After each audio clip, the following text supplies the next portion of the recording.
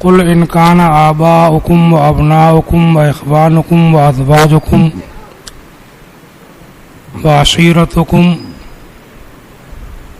وأموال اقترفتموها وتجارة تخشون كسادها ومساكن ترضونها أحب إليكم من الله ورسوله وجهاد في سبيله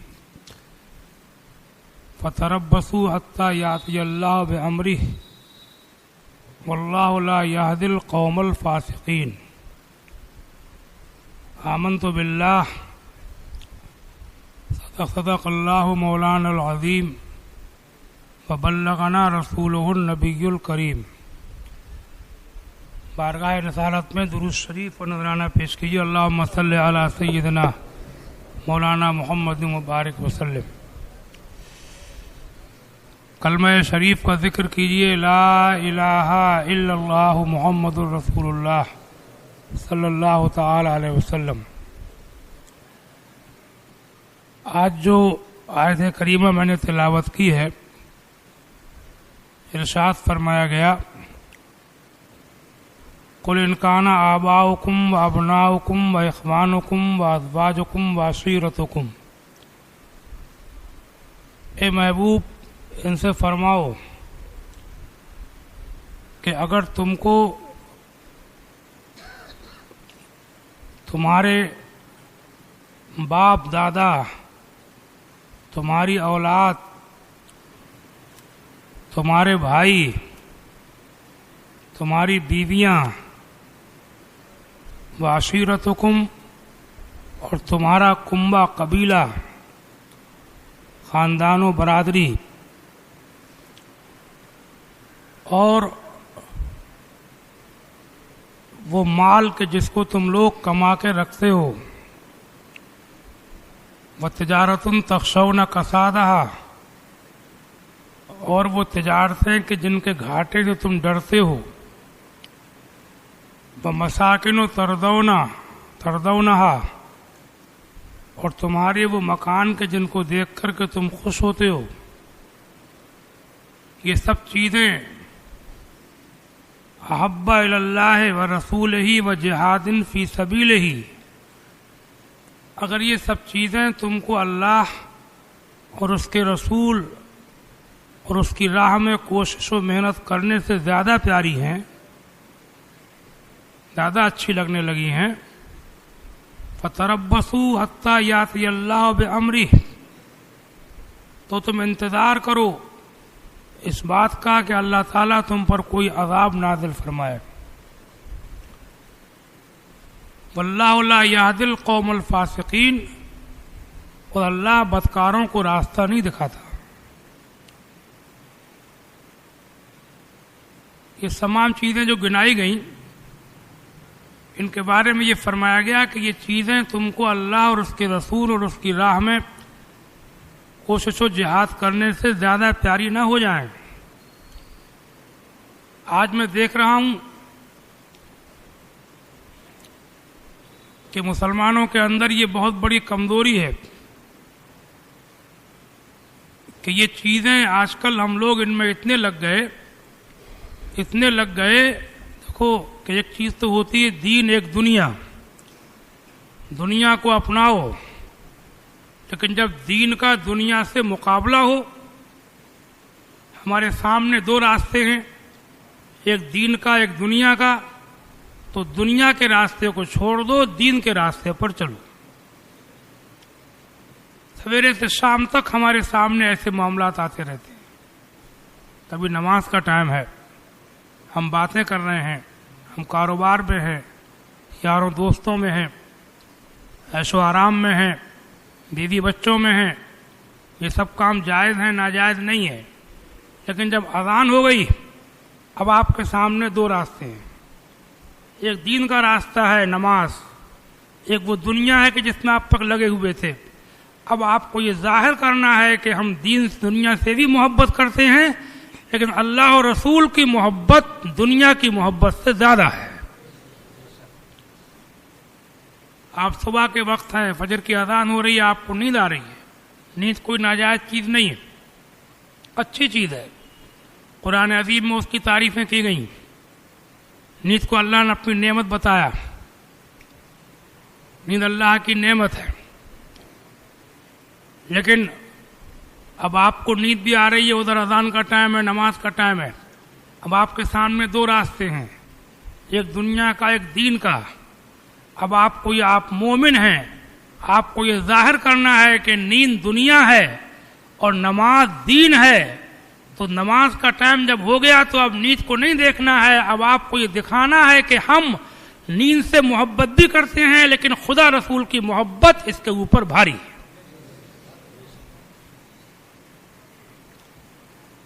آپ کے سامنے آپ کے شوق ہیں, ارمان ہیں, گانے بجانے, ڈھول تماشے دنیا میں ہیں, سنیمے فلمیں دنیا میں ہیں, بدکاریاں, شرابیں, جوئے سب دنیا میں ہیں. لیکن آپ کو ان چیزوں کے اندر مزہ ہے, تفریح ہے, دل لگی ہے. لیکن آپ کو دکھانا ہے, آپ کو ظاہر کرنا ہے کہ یہ حرام کام ہے, یہ ناجائز ہیں, ان سے اللہ تعالیٰ ناراض ہوتا ہے, ان سے اس کا رسول ناراض ہوتا ہے. اور ہم مسلمان ہیں, ہم خدا رسول کے اوپر ایمان لائے ہیں, تو ہمیں ان سب کو ٹھکرا کر کے اللہ اور رسول کی محبت کا پرچم لہرانا ہے. آپ کے سامنے فیشن ہے. ایک طرف فلمی ایکٹر ہیں, ایکٹرز ہیں, ہیرو ہیں, وہ کہہ رہے ہیں کہ کپڑے ہمارے جیسے پہنو, وہ کہہ رہے ہیں کہ ہمارے جیسے بال رکھو, وہ کہہ رہے ہیں کہ ہماری طرح کھاؤ پیو, اپنے شوق ہماری طرح اپناؤ.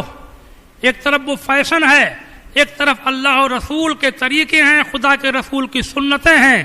صرف میرے کہنے کی بات نہیں ہے, آج عاشق رسول کے دعوے دار تو بہت ہیں کہ بہت بڑے عاشق رسول ہیں, حضور سے بڑی محبت کرتے ہیں, جان دے دیں گے. لیکن میں کہتا ہوں محبت کا یہ بھی تو ایک معنی ہے. یہ کیسی محبت ہے کہ آپ کا دعویٰ تو یہ ہے کہ ہم رسول خدا سے محبت کرتے ہیں, اور آپ سر سے لے کے پیر تک آپ کی شکل و صورت جو ہے وہ کسی فلمی ایکٹر کے رنگ میں رنگی ہوئی ہے. دیکھنے سے پتہ بھی نہیں چل رہا ہے کہ آپ کس کے ماننے والے. کیا محبت ہے؟ خالی دعوے کر دینا کہ جان دے دیں گے, مر جائیں گے, یہ سب بات کی باتیں ہوتی ہیں. پہلے چیز یہ ہے کہ اپنے کردار سے ظاہر کرو. قرآن کی آیتیں میں نے پڑھی, گنائی گئیں تمام چیزیں. تمہارے ماں باپ, تمہاری اولاد, تمہارے بھائی, تمہارے کنبے, تمہاری بیویاں, تمہاری تجارتیں, تمہارے مال, تمہارے گھر, تمہاری بلڈنگیں, یہ سب چیزیں اگر تم کو اللہ رسول سے زیادہ پیاری ہو گئی ہیں تو خدا کے عذاب کا انتظار کرو. فرماتا ہے یاتی اللہ بامرہ فتربصوا حتی یاتی اللہ بامرہ, انتظار کرو اللہ کے عذاب کا. سمجھے آپ؟ اللہ کے رسول سید عالم صلی اللہ تعالی علیہ وسلم جب جنگ تبوک کے لیے, لڑائی کے لیے, جہاد کے لیے تبوک کے میدان کی طرف کو نکلے, حضور کی آخری عمر مبارک کے یہ واقعات ہیں. تبوک کی جنگ بڑی مشہور جنگ ہے, رومیوں کے مقابلے پر جانا تھا. اعلان کیا گیا, کچھ سوکھا پڑ گیا تھا, مدینہ شریف میں تنگی تھی, غریبی کا ماحول تھا, گرمی بہت شدت کی تھی, سخت گرمی تھی, گھروں سے نکلنا مشکل. اللہ کے رسول صحابہ کو لے کے نکلے. کچھ منافقین تھے مدینے میں, اسلام کا دعویٰ کرتے تھے, وہ تو رہ گئے. کچھ مخلص قسم کے لوگ بھی گرمی وغیرہ کی وجہ سے نہیں نکل سکے. کچھ ایسے غریب لوگ تھے کہ ان کے پاس سواریاں نہیں تھیں, وہ روتے رہ گئے. اللہ کے رسول نے عزم فرما لیا, آپ نکلے. قرآن شریف میں بھی اس کا ذکر ہے. لوگوں نے کہا تھا گرمی بہت زیادہ ہے, تو آیت نازل ہوئی تھی, ایک لمبی آیت ہے, فرمایا گیا تھا قل نار جہنم اشد حرا, ان سے کہہ دو کہ جہنم کی آگ کی گرمی اس سے بھی زیادہ ہے. حضور نکلے, تبوک کے میدان میں قیام کیا, پڑاؤ ڈال دیا. ایک صحابی تھے سیدنا ابو خسیمہ ان کا نام ہے رضی اللہ تعالیٰ عنہ. حضور کے نکلنے کے بعد یہ کہیں سے گھر میں آئے, حضور نکل چکے تھے, مالدار آدمی تھے, 2 بیویاں تھیں, بڑی خوبصورت تھیں.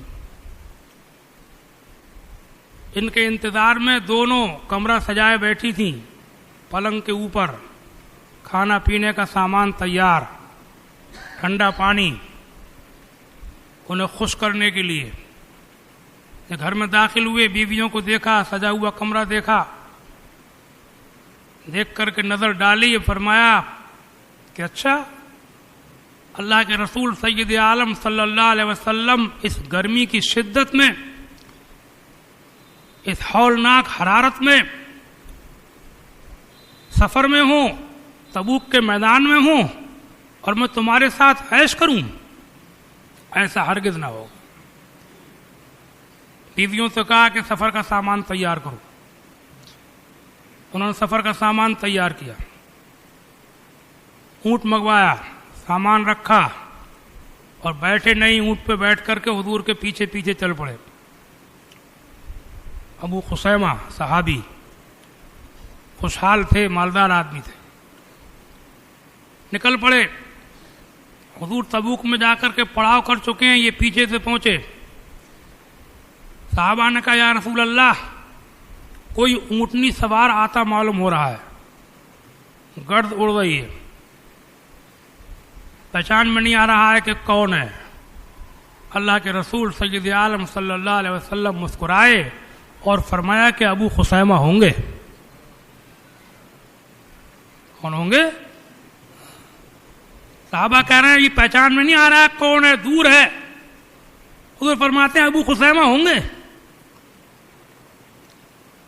جب قریب آئے، پہچانا، دیکھا تو واقعی ابو خثیمہ ہی تھے۔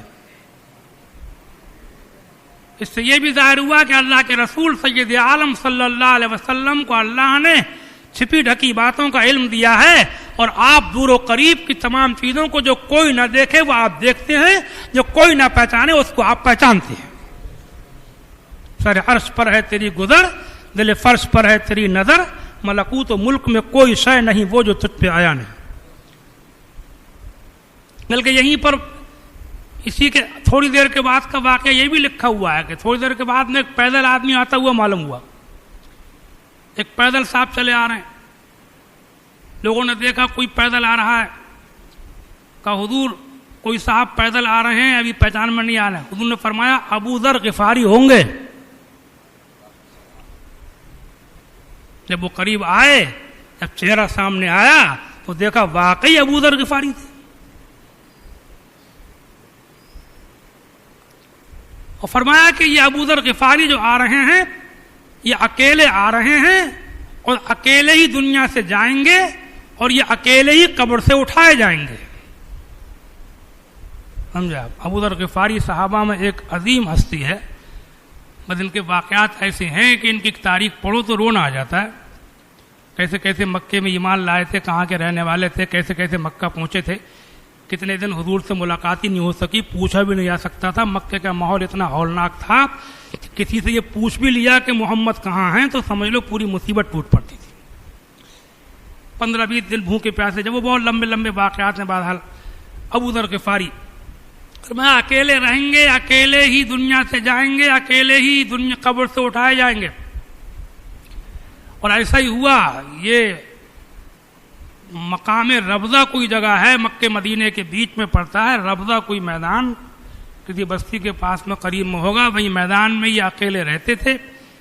اور جب ان کا وصال ہوا سیدنا عثمان غنی رضی اللہ تعالیٰ عنہ کی خلافت کے زمانے میں ان کا وصال ہوا، تو اس وقت ان کے پاس وہاں جنگل میں صرف ایک بیوی تھی اور ایک غلام تھا۔ انہوں نے وصیت کی تھی کہ جب میرا انتقال ہو جائے تو میرے جنازے کو نہلا دھلا کے کفن پہنا کے جو راستہ مکے مدینے کا ہے اس راستے کے اوپر رکھ دینا۔ کچھ لوگ آئیں گے، ان سے کہنا کہ رسول خدا کے صحابی ابو ذر غفاری کا جنازہ ہے، ہم لوگ آپ کی مدد چاہتے ہیں، اس کو دفن کروائیے، نماز پڑھوائیے۔ ایسا ہی کیا، راستے میں جنازہ رکھ دیا۔ مکے مدینے کے بیچ تھوڑی دیر کے بعد میں ایک قافلہ آتا ہوا نظر آیا۔ غلام نے جا کر قافلے والوں سے کہا کہ اے لوگو، ابو ذر غفاری جو حضور کے صحابی تھے ان کی میت رکھی ہوئی ہے، ہمیں آپ کی مدد کی ضرورت ہے۔ تو اس قافلے کے اندر اللہ کی مرضی ایک صحابی تھے حضرت سیدنا عبداللہ ابن مسعود، بڑے مشہور صحابی ہیں. یہ وہ صحابی ہیں کہ ان کی زندگی کے حصہ زیادہ تر حضور کے ساتھ ہی گزرا ہے، ساتھ ہی رہتے تھے ہر وقت. سمجھا عبداللہ ابن مسعود، انہوں نے سنا ابو ذر غفاری ہیں، رونے لگے. سمجھا. اور اس کے بعد میں وہیں جنگل میں ان کی نماز جنازہ پڑھ کر کے ان کی تدفین کی گئی، اور وہیں پر سنا ہے ان کی قبر انور ہے. سمجھا. حضور نے جو فرمایا تھا کہ اکیلے آ رہے ہیں، اور ان کے اکیلے آنے کی بات کیا تھی؟ جب یہ تبوک کے لیے نکلے حضور کے ساتھ تھے، لیکن راستے میں ان کا اونٹ تھک گیا تھا. اونٹ کے تھکنے کی وجہ سے اسے چلانے کی بہت کوشش کی، مگر وہ چلا نہیں. جانور کم تھے قافلے میں، فالتو جانور تھے نہیں، تو یہ ٹھہر گئے. بہت چلانے کی کوشش کی مگر وہ آگے بڑھا ہی نہیں. تو اس کا سارا سامان اپنی پیٹھ کے اوپر لاد کر کے پیدل حضور کے پاس جا کر کے مل گئے تھے. تو بات جہاں سے چلی تھی بات لمبی ہو گئی. اللہ تعالیٰ قبول فرمائے کہ اللہ کے رسول اور اس اللہ تعالیٰ کی محبت میں ایسا نہیں ہے کہ ہم سوچیں کہ سارے عیش ہمارے پورے ہوتے رہیں، سارے شوق ہمارے پورے ہوتے رہیں، شادیاں ہماری خوب بھاری بھاری ہوتی رہیں، گھر میں کوئی چیز کی کمی نہ ہو، کسی قسم کے عیش میں کوئی فرق نہ پڑ جائے، نیندیں ہماری پوری ہوں، فیشن ہمارے پورے ہوں، ارمان ہمارے پورے ہوں، ہمارے بچوں کے پورے ہوں، کھانے پینے کے مزے میں کوئی کمی نہ رہ جائے، کوئی لذت کوئی عیش ہم سے چھوٹ نہ جائے، کسی قسم کا آرام ہم سے چھوٹ نہ جائے، اور اس کے بعد ہم خدا رسول کے ماننے والے بن جائیں. یہ دھوکہ ہے. کان کھول کے سن لو، میں عیش و آرام کا مخالف نہیں ہوں، میں دنیا کی دنیا داری کا مخالف نہیں ہوں، لیکن آپ کو کبھی کبھی اللہ اور رسول کی محبت میں یہ ظاہر کرنا پڑے گا کہ دنیا بھی ہمارے سامنے ہے اور خدا رسول کی محبت بھی ہمارے سامنے ہے. ایسے موڑ کے اوپر آپ کو دنیا کو ٹھوکر سے مارنا پڑے گا اور خدا رسول کی محبت کو سینے سے لگانا پڑے گا. خدا تعالیٰ مجھے بھی توفیق دے اور آپ کو بھی توفیق دے، اور یہی اصلی محبت ہے، یہ عشق رسول ہے. اللہ تبارک و تعالیٰ جو کچھ میں نے کہا قبول فرمائے. السلام علیکم ورحمۃ اللہ وبرکاتہ.